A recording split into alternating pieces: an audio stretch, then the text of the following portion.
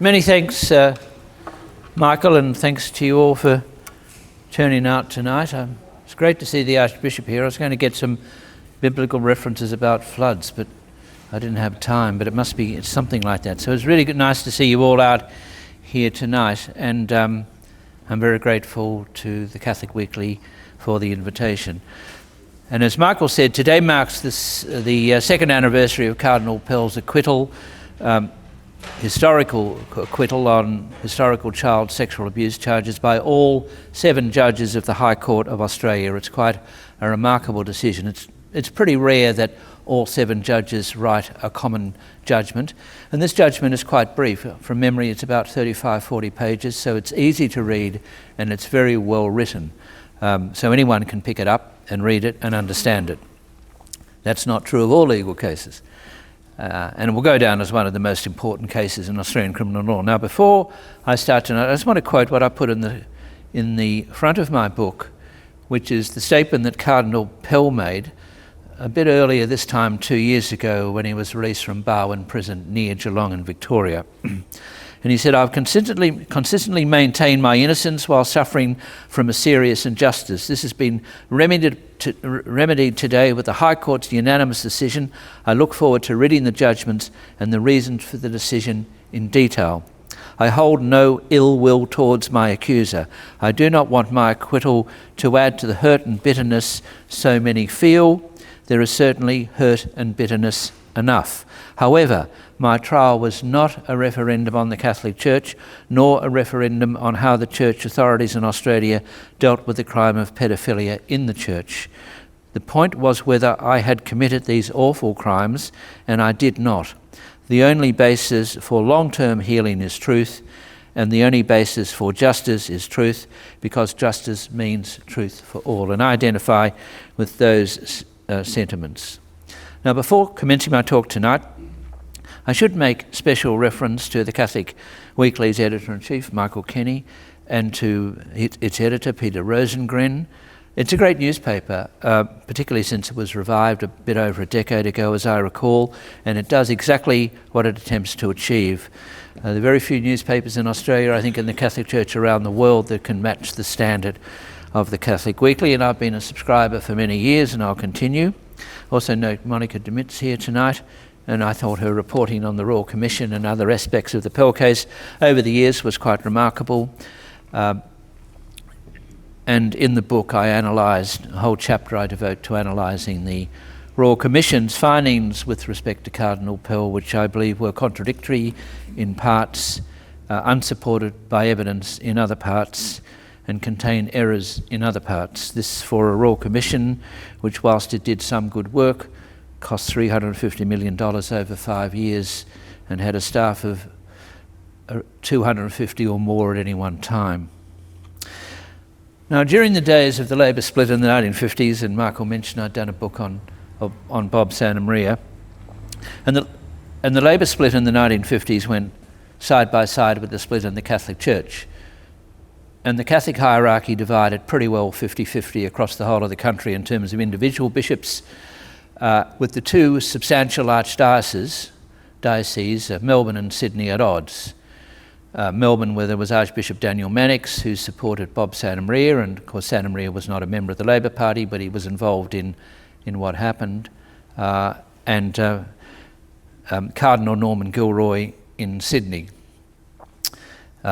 And broadly speaking, Daniel Mannix supported the Democratic Labor Party, my father included, who were expelled from the Labor Party in Victoria at the time of the split, and Cardinal Archbishop Norman Gilroy supported the Labor Party in Sydney, where there was no split.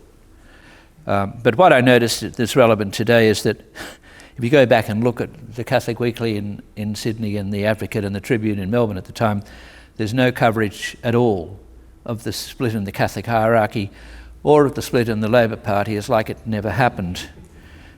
And what I noticed half a century later, it's the secular media, not the religious media, which is into not covering the debate where it's inconvenient to cover. And this is the fate of recent books, and I praise these 3 books, and I see all books are here tonight. The books by Keith Windschuttle, who's an atheist, by the way, a Quadrant editor, The book on the Pell case by Frank Brennan, who is a Catholic priest, but he's not of the disposition of Cardinal Pell in all theological matters, and myself. Neither the ABC in all its programs, nor 9 newspapers, the Sydney Morning Herald in Sydney, The Age in Melbourne, will cover any of these 3 books. It's like they were never written, and I'll come back to some of that later. In spite of the High Court's decision. So I wrote to the Managing Director of the ABC, who happens also to be the Editor-in-Chief, although none of them act as Editor-in-Chief. And I said, you've got a problem here. I mean, you've got my book, you've got Brennan's book, you've got Windschuttle's book, you've got radio programs and television programs across the whole of the country, and we're all established, considered authors with good publishing records, and only Keith Windschuttle got 1 interview on the Religion and Ethics Report, which went for 10 minutes, and all the rest have been ignored. So he did what ABC managers do when tackled with something difficult. He didn't reply. So I have his private email. So I wrote again, and he didn't reply. So then I published the correspondence, which I tend to do in my Media Watchdog blog. So only News Corp, particularly News Corp papers like The Australian and Sky News, have covered these works. And in News Corp, over the years, there were critics of Pell too. And on Sky News, there were critics of Pell, as I point out in my book, but they had a debate. The ABC hasn't, and 9 newspapers hasn't. Now, before proceeding, I should say, in this very difficult climate of effective censorship and silencing in Australia on many issues, I want to pay tribute to Mustard Seed Bookshop in Sydney, which is a great bookshop, and Anne and I frequent, because in Adelaide, for example, quite a prominent Adelaide woman rang me up only 6 weeks ago and said that she had tried every bookshop in the Adelaide CBD and not one would stock my book. And she had she's a rather feisty woman, and she had a conflict with the manager and said, you don't have Gerard Henderson's book, and he said, well, it's out of print. And she said, well, it was only published 2 weeks ago. And he said, well, we're not stocking it. So she finally found one bookshop in the suburbs of Adelaide near Norwood and bought a copy. That's the problem that is faced.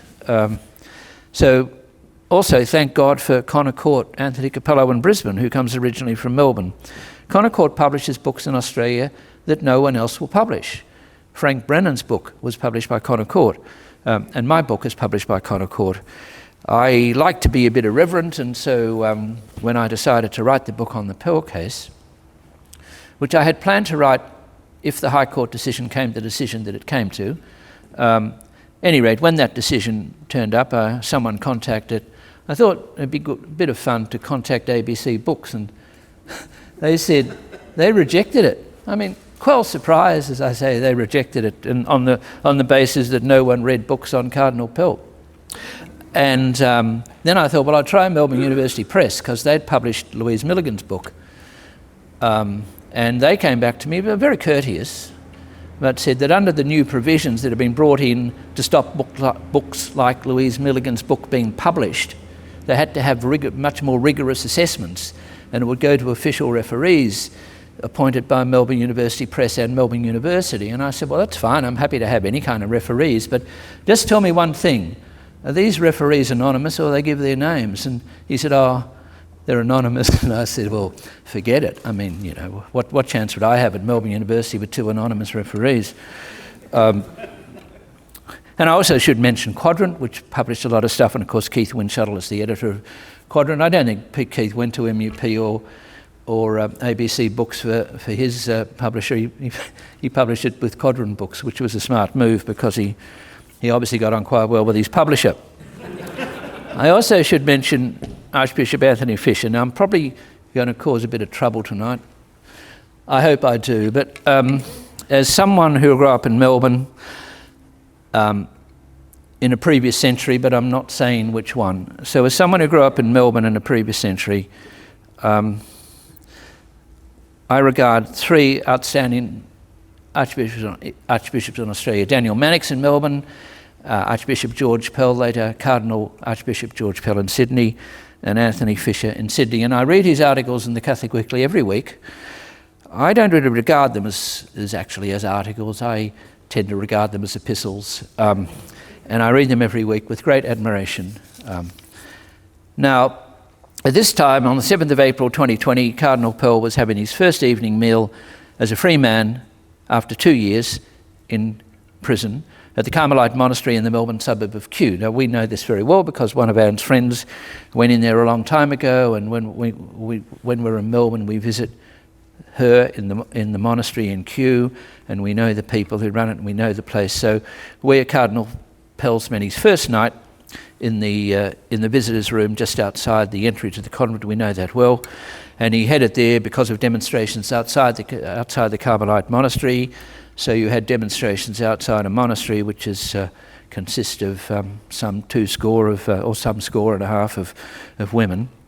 So he thought he'd better not stay there, and he headed up to Sydney. So he was on the road at this time 2 years ago on his way to Homebush. And of course, these matters are covered in Volume 3 of George Pell's Prison Journal, which I think Must and Seed Bookshop have copies of, because that Volume 3 is the end of it. So the end of it is what happened 2 years ago, and it pretty well, the journal pretty well finishes on this day 2 years ago. He just goes into the following day of the 8th of April, and that's it. Now, so 2 years ago, the High Court decision. And it was soon evident that some of those involved in what I call the Pell Parlon, who rowed against Cardinal Pell and the media for eons, did not support the decision of all 7 judges of the High Court. This was led by Labor Premier Daniel Andrews in Melbourne, whose comments were severely criticised by law professor Jeremy Gans, who said it was most unusual for a Premier of a state to be criticising the decision of all 7 judges of a High Court. But what I was struck about was the ignorance of some of the commentators who are well-known names, like Justin Smith, the Melbourne journalist, Barry Cassidy, the ABC journalist, John Fain, well-known in the Melbourne Age. They said that the High Court decision did not say that Pell was innocent. Well, of course it didn't, because there's no such judgment in Australia. I mean, anyone who makes that comment is just completely ignorant, and these are very senior journalists.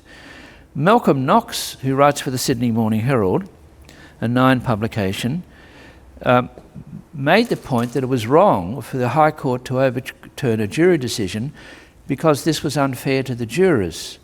So what Knox is saying is that every jury decision is always right. Now, in the front of my book, I mention a couple of cases. I mentioned the Lyndon Chamberlain case, but I particularly mention the Colin Campbell-Ross case, who was falsely convicted of murdering a young girl, a 12-year-old girl in Melbourne in 1920, whose trial was rushed, who had a media pile on against him, who was hanged. That was the bad luck he had. The good luck was 110 years later he got a reprieve. It didn't do him much good, I must say, but his remaining family was very pleased. This was a shocking case. So what people like Malcolm Knox, writing in The Age and the Sydney Morning Herald, is saying the juries are always right. So what's he say about Colin Campbell-Ross? Well, he probably doesn't even know the case exists. At any rate, it's in my book. And then, of course, there's Eric Jensen of the Saturday paper, who just, the whole editorial was just 5 words or something. He doesn't mean he's innocent. I mean, what incredible ignorance. And then there was Professor Premier Andrews, who said that, who in the speech I mentioned, he said that he wanted to know that all victims should be believed. What he meant to say was all those who present as victims. Now, as I point out in my book, memory is a very fallible thing. Some people are honest and have recollections of events that never happened. This happens in the criminal jurisdiction and everywhere. Some people think they remember something and it didn't happen. And I've got a couple of examples up the back of the book, are quite prominent, highly intelligent Australians who have memories of events that never happened.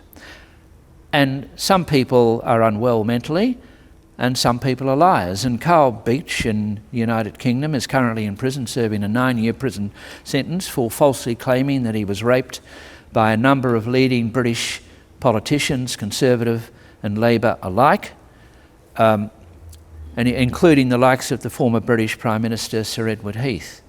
I mean, these are extraordinary. I mean, by then Heath was dead, but some of the other men were not dead. These allegations were made.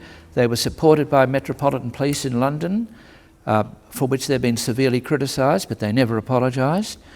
And eventually he was charged with fraud for making false claims and got a very severe prison sentence. But according to the Labor Premier of Victoria, we should believe Beach, in spite of the fact that he's a congenital liar. There was a very good program made on Beach in Britain. I went to the ABC managing director and said, "Why don't you show this?" And he didn't reply.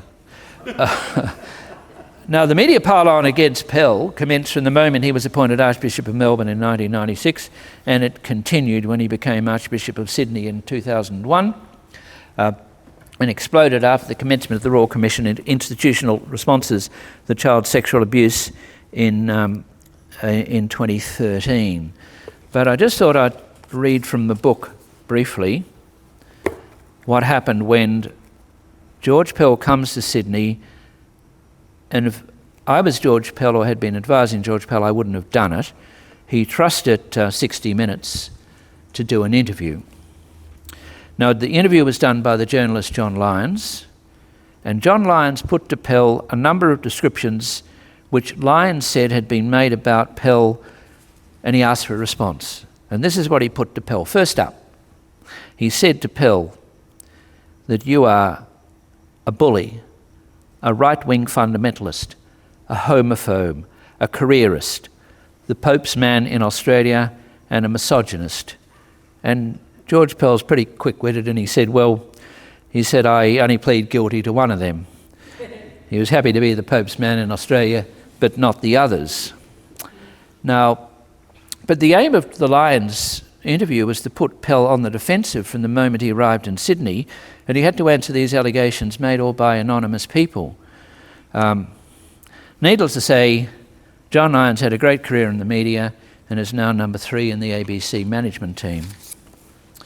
And then, of course, George Pell became the principal target of the Royal Commission, in particular its chair, Peter McClelland, and its counsel assisting Gal Furness, and I go through all that. I mean, no person had the coverage in the Royal Commission that George Pell had, which amounted to close to 40 hours of cross-examination, in spite of the fact they couldn't find any evidence to stick against him for any kind of charge. But I think in view of the hostility to Pell, which was generated in the media and fired on by the Royal Commission, it was impossible to him to get a fair trial. Now, Chief Judge Peter Kidd in the Victorian County Court warned the jury to take nothing into account of what they'd heard or knew about Cardinal Pell. But these days we're always told that there's this concept of unconscious bias, that you may not be biased, you may not feel you're biased, but in fact you are because you're not conscious of it.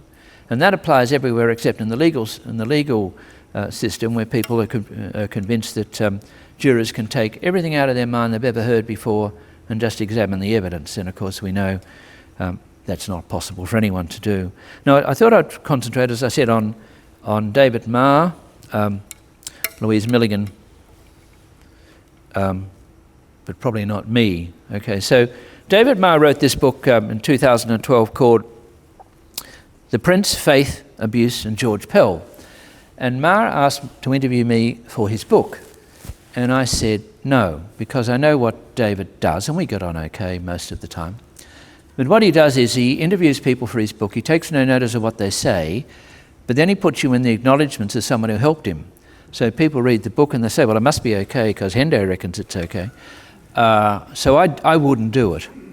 And I'm very pleased that George Pell didn't do it. But the book came out, but just shortly before the book came out, we were on our way to Insiders when I was still invited on the program. And that was also very bad on George Pell, that program, on the ABC TV. And I was invited on the program, and I got on the plane on Saturday night to go down to Melbourne for Sunday morning, and I noticed in the corner of my eye, I noticed David Marr sitting. He was in economy. I was just as rightly so. I was further down the back, and I noticed him there. So anyway, when I got off the plane, he was waiting for me at the steps, and we walked down Melbourne Airport towards the gates, and he turned to me and he said, I've got this book coming out. I said, I know about that, David. Oh, of course you do. You do? He said, I asked you to do it. And I said, yeah. He said, George Pell wouldn't talk to me. And I wasn't trying to have a row, and I just said, well, I said, David, from his point of view, I think that was a wise decision. Whereupon David told me that he'd never been so offended in all his life, which I thought... And I don't exaggerate. I mean, I'm known for the fact that I don't exaggerate. So we then walked through the gates and out to the taxi ramp, and we were going to different places, thank God. And David started again.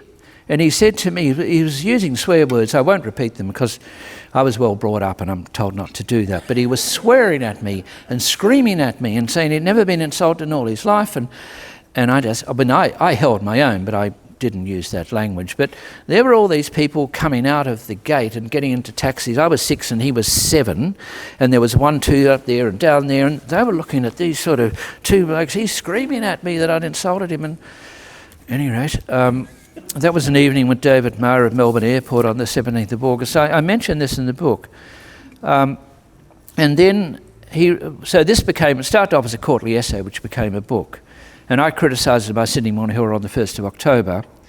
And I didn't comment in the Saturday paper, others did, in the quarterly essay, others did. But David came back and had a go at me, and he actually said that what I said about him was unreasonable in the column that I wrote in the Sydney Morning Herald. I was then writing for the Sydney Morning Herald, because he said that he set out to deliver a judgment with respect to Pell. So he wasn't doing an analysis. It was like Judge David, giving a judgment. Now, then I wrote a column in the Australian. By then I'd moved to the Australian, and I criticised David for saying that with respect to the pedophile Gerard Ridsdale, Pell had spent a year with him in a presbytery accommodation and never noticed that he was a pedophile. Well, Paul Bongiorno, a vehement enemy of Pell, he also spent a year in a Catholic presbytery in the Ballarat diocese with Gerard Ridsdale, and Bongiorno said he never noticed he was a pedophile. But in this article, Pell used the term "he noticed nothing," and of course that comes out of the play, out of the film, he noticed nothing. And I picked him up on that, and of course David went berserk about that. On the 9th of July 2017, David Marr was invited by Barry Cassidy to predict the future of Pell. He had just been charged at that stage. I was on that program, struggled to get a word in, but I was able to tell David that he was talking nonsense. And David said that Pell would be subject to several trials which would last for 4 or 5 years. He was subject to one trial and a retrial which lasted for less than a year. So and he was one of the ABC's experts on this. Pell's conviction when it happened was discussed on the drum. Marr told Pell's supporters to accept the verdict, so everyone had to shut up. He wasn't able to appeal. Everyone had to shut up and accept a verdict. None of Pell's supporters were on the program, but David Marr fanged Andrew Bolt, Frank Brennan, Greg Craven. He attacked them all. None of them was there to defend themselves. They weren't invited. Then later that day, on 7:30, the same evening, Marr spoke with Joanne McCarthy and interviewed by Lee Sales, who pointed to Pell's hypocrisy. 6th of June 2019, Pell appeal to the Victorian Court of Appeal was announced, and Marr said that if Pell's conviction was quashed, which he thought it might be, it would be reinstated by the High Court. That's a pretty good prophecy. Now, when Pell appealed to the High Court, Marr said it was no certainty that that the High Court would hear the appeal. So that's wrong again. Then Pell said, after 2 years ago today, after Pell was acquitted, Marr said that the High Court had found that it was possible for Pell to have assaulted the complainant, but not reasonably possible. He just made that up. The High Court was highly critical of the Court of Appeal in Victoria, of the majority judges in the Court of Appeal in Victoria, for using the word possible. They condemned it. And there's David Marr presenting on the ABC as an expert, saying the High Court had found that it was possible that Pell did it, but not reasonably possible. This is just complete legal ignorance. And I finally conclude with Ma's anti-Catholic sectarianism. In The Guardian, he wrote on the 13th of December 2018 that when push came to shove growing up on the North Shore of Sydney, he knew that Catholics would support Rome and not their own country. Gerard Windsor said that Ma was bigoted, but I think it's fair to say he's a evenly handed bigoted these days. He grew up at Anglican, but now he's contemptuous of both the Anglican and Catholic Church. So he's a broad-minded sectarian. You can graduate from being an anti-Catholic sectarian to being an anti-Christian sectarian, which I've noticed around the place. Now, Louise Milligan, she's a secular anti-Catholic sectarian, born in Ireland of the Catholic faith. So David Marr's born in the North Shore of Sydney of the Anglican faith, and Louise Milligan of the Catholic faith in Ireland. So the 7:30 report comes on the 27th of July 2016. It occupies the entire program, and allegations are made about George Pell's offending at the Eureka Pool in Ballarat and at St Patrick's Cathedral in Melbourne. Okay, so Sabra Lane, introducing the program, said that that the program of 30 minutes would give the full picture about George Pell. Now, some of you know, the fact is that the full picture about George Pell is no longer available. In fact, there is no picture because, and here I've got some documents because I keep documents.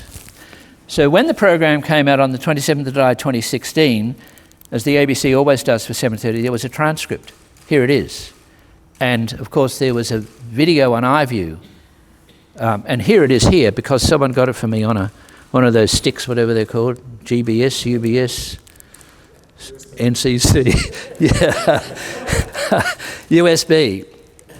Because the ABC has taken down the transcript, you can't get any more, and deleted the video. So if you go back and look at what happened that night, there was a program on Monday night, there was a program on Tuesday night, there was a program on Thursday night, and nothing happened on Wednesday. And there's no explanation.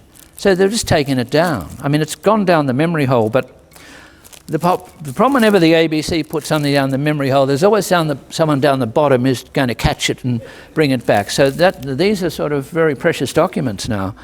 But the point is that if Milligan's program was worth devoting 30 minutes of taxpayers' money to, it should stay up. No one in the Pell camp has asked for it to come down.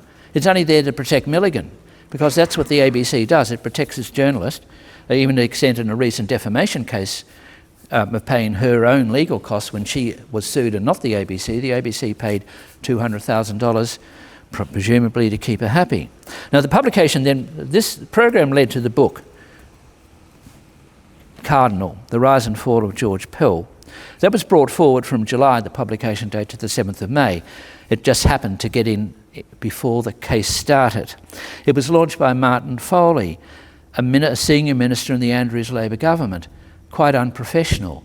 If a case is likely to go to court, the idea that a senior minister in a Labor government or a coalition government would comment on a book that makes the allegations is quite extraordinary. Barney Schwartz, a strong opponent of Cardinal Pell, made the point about the book. He said this is the case for the prosecution. So the case for the prosecution was launched by a minister in the Andrews government. Now, I wrote to Milligan about her book. I tend to write a lot of letters, and I always hope that someone writes back, because then I publish them in my Media Watchdog blog. It sort of works, and I'm currently doing one at the moment. He just wrote me a note yesterday saying, that letter I sent to you earlier in the week, are you going to publish that? So the answer is yes, but he won't find out till tomorrow. I should say, before I move on, I should say about David Marr, yeah. So that exchange was led by another exchange and another occasion in the Insiders green room where people go before the program, and he said some terrible things about me. I mean, I couldn't sleep that night. I couldn't, and Even 3 bottles of wine didn't do the trick. I was just so worried about David. Anyway, I got to work the next morning with a bit of a hangover. There's this email there for me, and it's from David Marr, and I just read it. Can I read this? Is it censored? Okay, so it's in the book. So he refers to yesterday. This comes in on Monday. On Sunday before Insiders, whilst I was giving you a rich account of what a weird shit I think you are, I told you I've defended Pell on this point for years. Your disbelief was total. You insisted I was attacking the man. Now, this was about Pell's residing with Ridsdale for a year, and whether Marr had sort of suggested that he knew about Ridsdale. So he gave me one radio interview he'd given on a small program on a certain date, but he said there were hundreds of references. So I went through them all. There were none. So I sent that back to him, and there we go. So at any rate, when the Louise Milligan book came out, I sent her a couple of questions, because now this is a book. Here it is. It's won all these awards, and it's even got a foreword by Tom Keneally, which runs the line of collective guilt, that somehow Cardinal Pell is guilty of the crimes of others. So it wins the winner of the Walkley Book Award, the winner of the Golden Quill, shortlisted for some other award, the Sir Owen Dickson Chambers Award. To be fair, it's the Chambers in Sydney, not the Chambers in Melbourne. And of course, it even wins. It wins the Australian Press Council Award. But again, I went through that today to find out where can I find about how Milligan won the Australian Press Council Book Award in 2019, and lo and behold, the media release is just missing. There are media releases there for 2019, but not this one. So that's also gone. So that's gone down the memory hole too. At any rate, so I'll tell you why it's gone down the memory hole. This is the shocking scholarship that Melbourne University Press ran with. So I asked 3 questions. I mean, there are many. The whole letter I wrote to Milligan's in the book.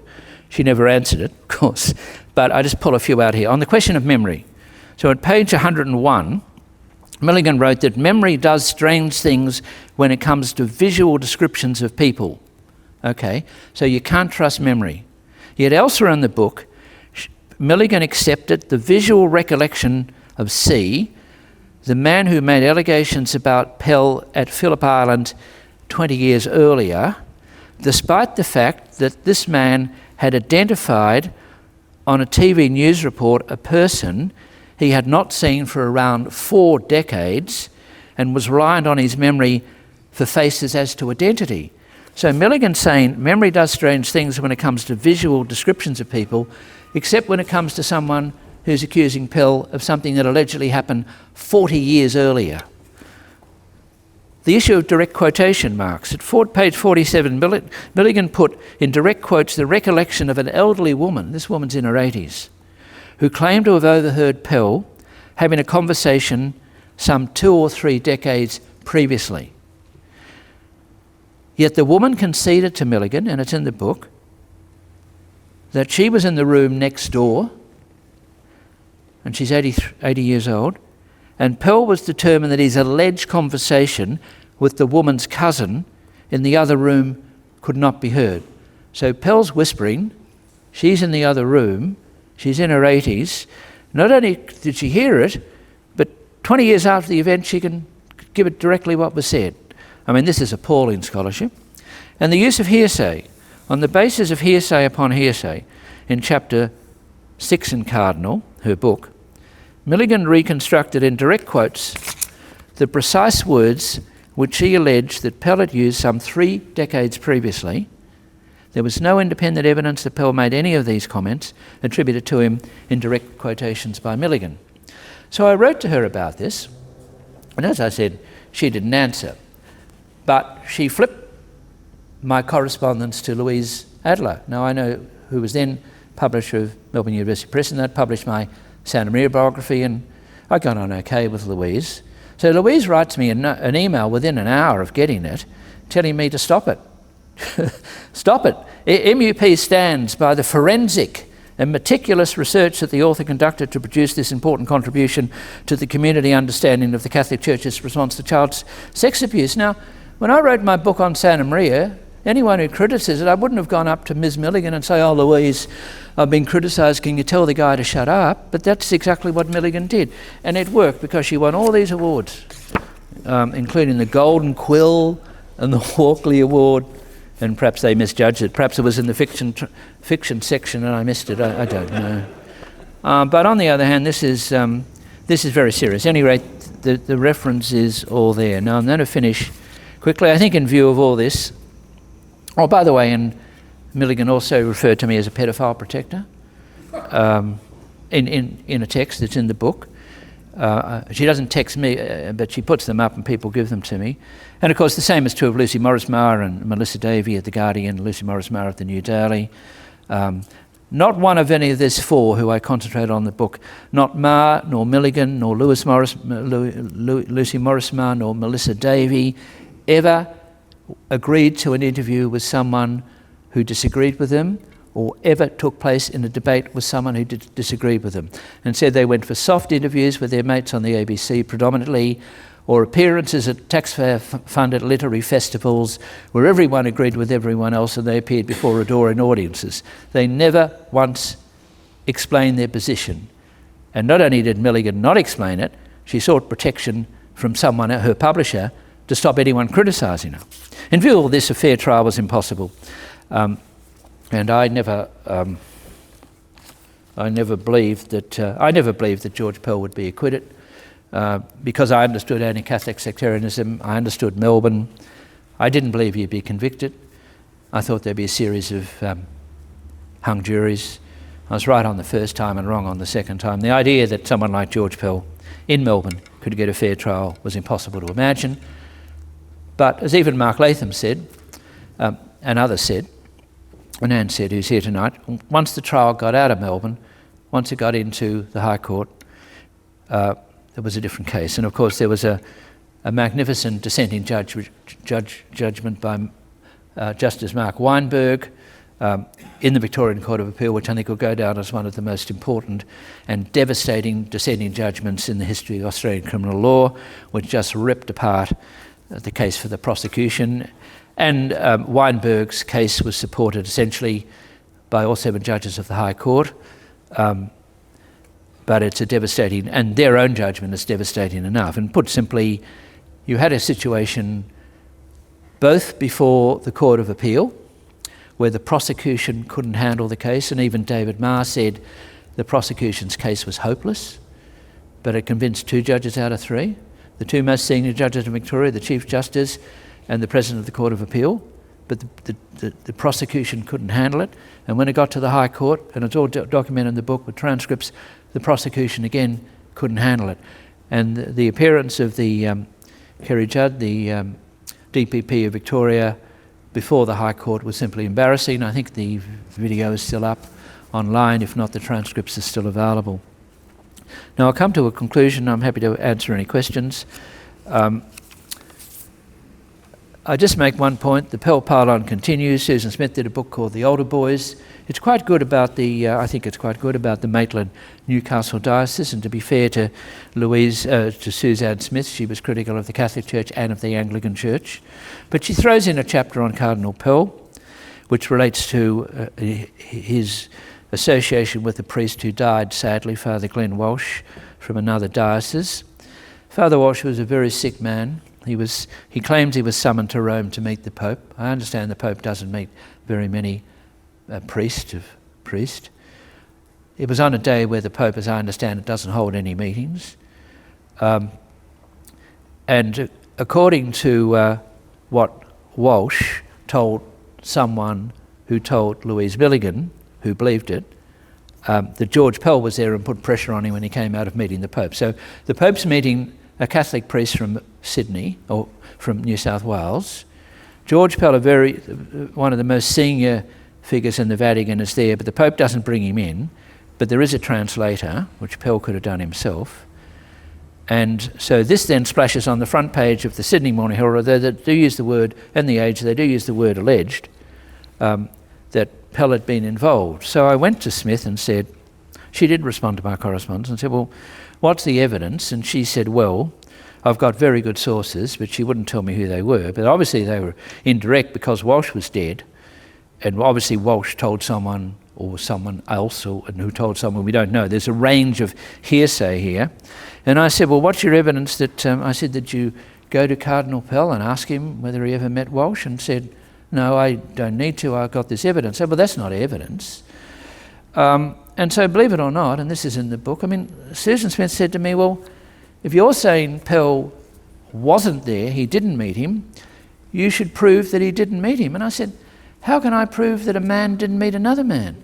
I mean, now Susan Smith's quite an intelligent journalist, but this is how overwhelmed they came by the pile-on. They all got affected by this. And then, of course, there's Sarah Ferguson's revelation, the third one of which attacks Pell, using a man who wouldn't give evidence against Pell, who was very deeply disturbed. And I wrote to Sarah Ferguson, I said, well, look, all these matters were handled when Pell spoke to Victoria Police in Rome.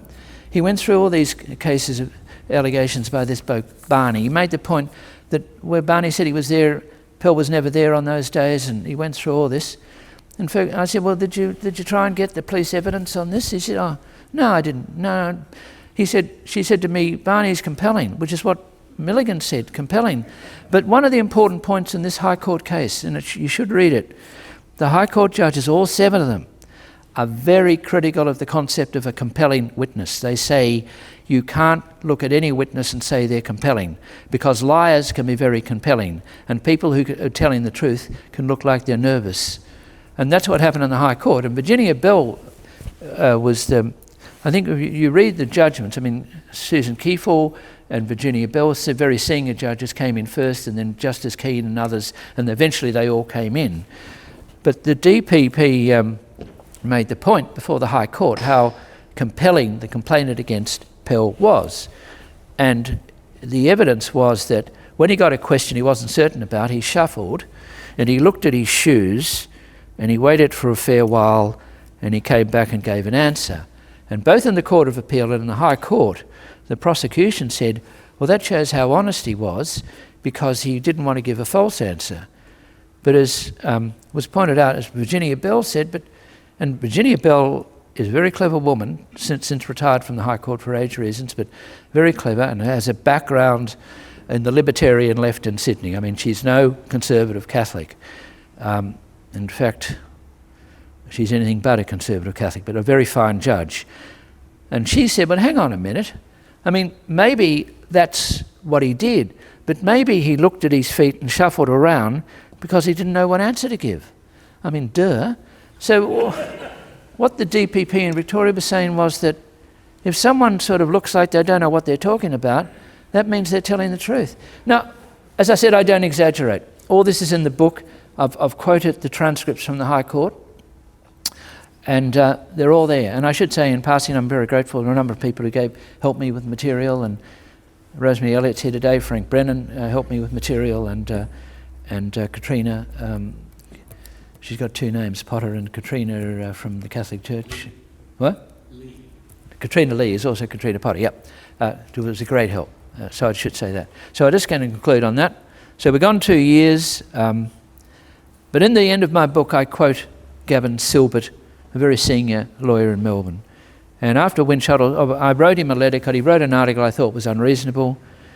I sent it off, I sent an email off, and within 20 minutes this reply comes back, and I'm thinking, oh, this will be interesting. And what he said was, and he's a very honest man, he said he effectively thought Pell was guilty, but he said he'd read Windshuttle's book, and he came to the conclusion that not only was Pell not guilty, which is the standard, but he actually said that Pell was innocent. Now, when I got that, I thought, I'm not going to give this to the media, because they may go back to him and he may say that's off the record, although it didn't say it was off the record. So what I did was I published in my media watchdog blog. Within an hour, I got a nice call from Rome. But that was a very significant statement, because Gavin Silbert is a very senior former prosecutor in Victoria, one of the most senior lawyers in Victoria. And Silbert was saying not merely that Pell was not guilty, Silbert said he was innocent. And I think 2 years after the event, I rest my case, and I'm very pleased in particular with the judgments that in relation both to all those of us who defended Pell, including Windshuttle and Frank Brennan and others. There weren't many, but all of us got reason to be grateful for the fact that our positions were consistent with the views of such eminent jurists as Justice Mark Weinberg, the QC Gavin Silbert, and of course all 7 judges of the High Court 2 years ago today. Thank you.